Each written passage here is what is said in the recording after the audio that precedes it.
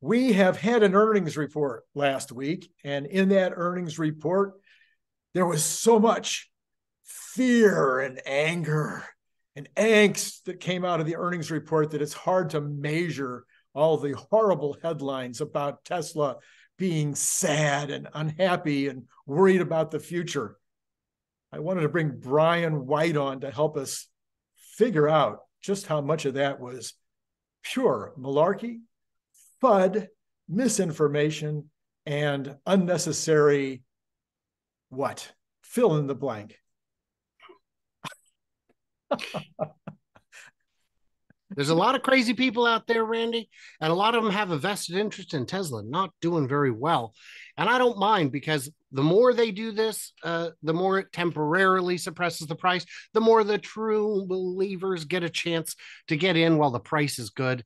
And the more money folks like us can ultimately make because of it. So yeah, it's bonkers. And to me, the real issue is, where are we going from here? Well, I think that's right.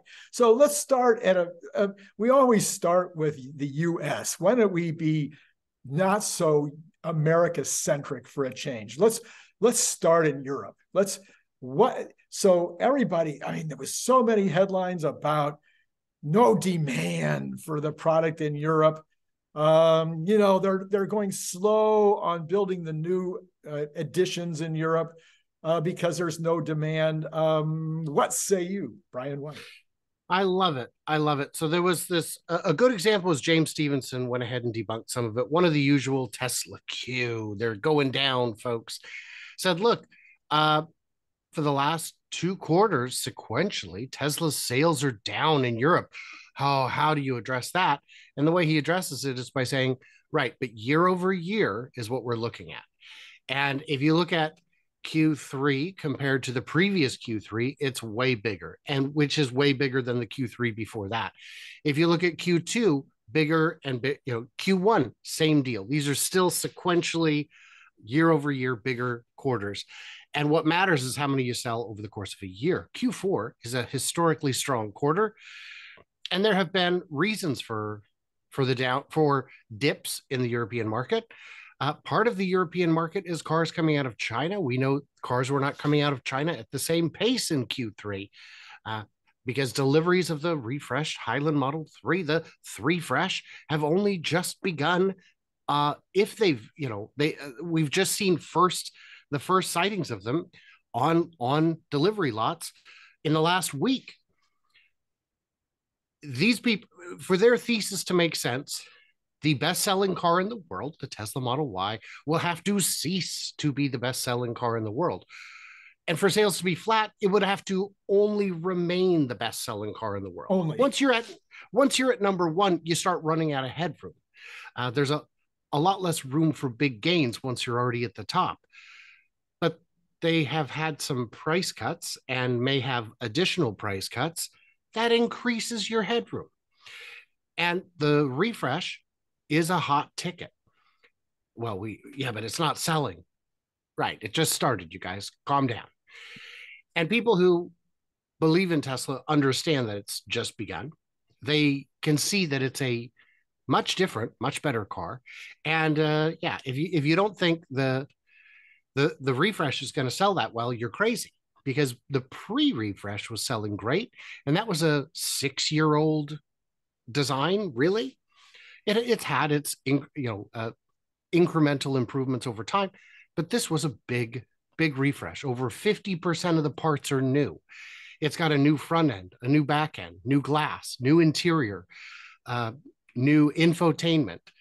It's a different car. And you can argue that, well, I expected more. I don't care what you expected. It was already one of the best-selling cars in Europe. It was already the second best-selling EV in Europe, and now it's a better car, and it costs less to build. So it's going to be, Europe. I'm not worried, Randy. I'm not worried. I'm glad. And then with regard to the building over there, we did hear the other day that they used like 10% or 12% of the water that they were allocated. So I guess that puts the water problem to rest. Do we think permitting will be coming along pretty quickly now? So the water issue was only an issue in the minds of some of these so-called climate advocates. Right. These aren't real climate advocates.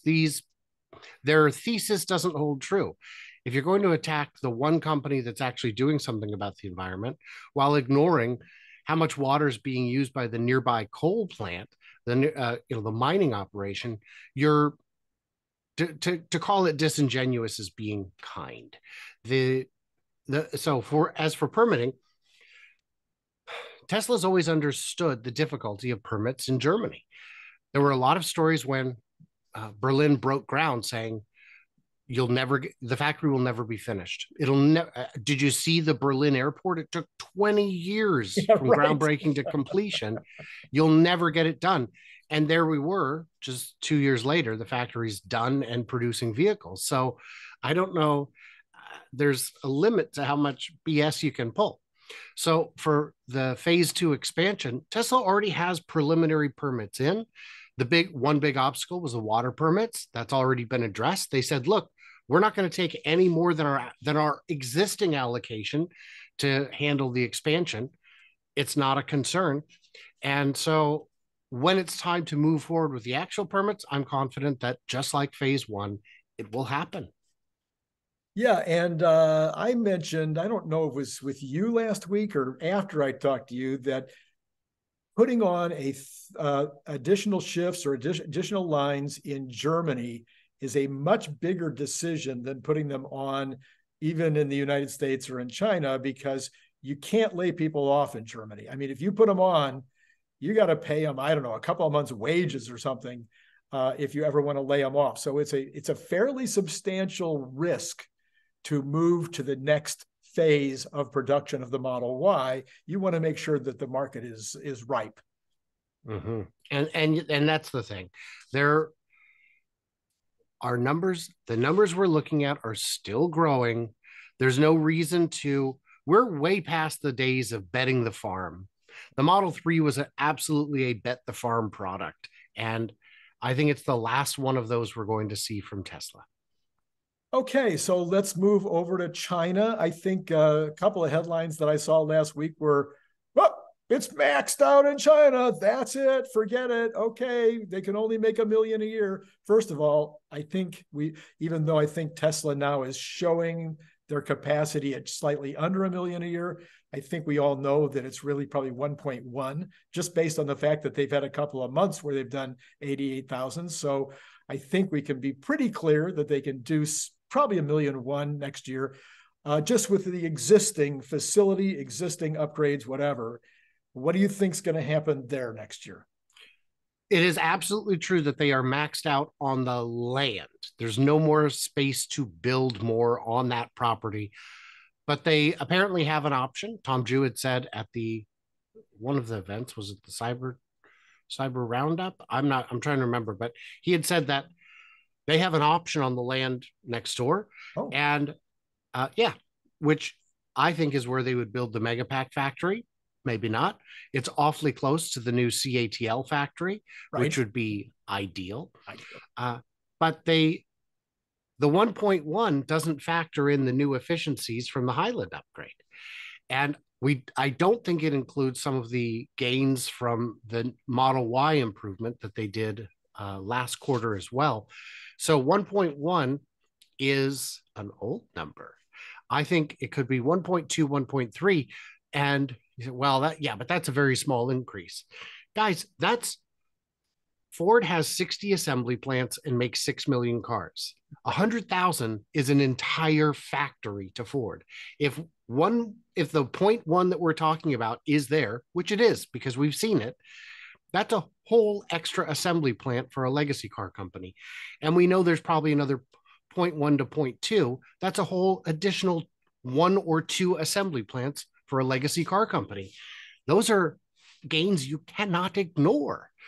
And the real news out of Shanghai is starting maybe 2 months ago, they stopped allowing overflights with drones.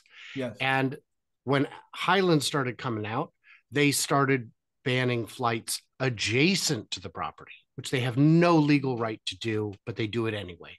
And they use jammers to take down drones, which are legal in China somehow, because, yeah, and won't go into the politics on that, but they have continued that policy. Jason Yang does drone flights. He has lost 2 drones and has said, I'm not flying anymore. Not over Shanghai, not over Giga Shanghai. I can't afford it to lose a DJI drone twice in a year. And Tesla's like, hey, sorry, tough titties. I don't know what to tell you. So there will be no more flights, giving us insights into that site, which is, I tweeted about it at Elon, and I expected some folks to step up and say, and retweet it and share it and say, look, yeah, we want to see it. But instead I got people saying, Elon knows best. Like, so do you have any speculation? Are we talking Juniper? Are we talking Gen 3? What do you think they're doing that they don't want anybody to see? I think they're just setting the precedent. I see. Shanghai likes their privacy. So what they'll do is, when they built the supercharger factory, they didn't tell anyone until it was done. Yeah. When they've got this very large offsite warehouse for logistics, no one knew it existed until one day one of the drone pilots was driving past it and saw it. He's like, what on earth is this? And he did a flight. And I mean, for his perspective, there's nothing to see because it's already complete. But it's this multi-level building that has loading docks on the ground floor and on the higher floors. So there's like a ramp to go up and do loading from the second floor. So yeah, Shanghai, and also the Megapack factory in Lathrop was much closer to done than we expected when it was announced. So I think that's what we're going to see more of. And multiple buildings around that Lathrop facility. When Bradford finally went over there, he found all those other additional buildings. Yes, they didn't know what was going on, and they don't want us to know, and I think that's fine. I'm okay with that. But being able to guess 2 years out gets increasingly difficult with these kinds of changes. Yeah. So in the United States, coming back around to homeland for us, you are famously, saying that they're not going to use.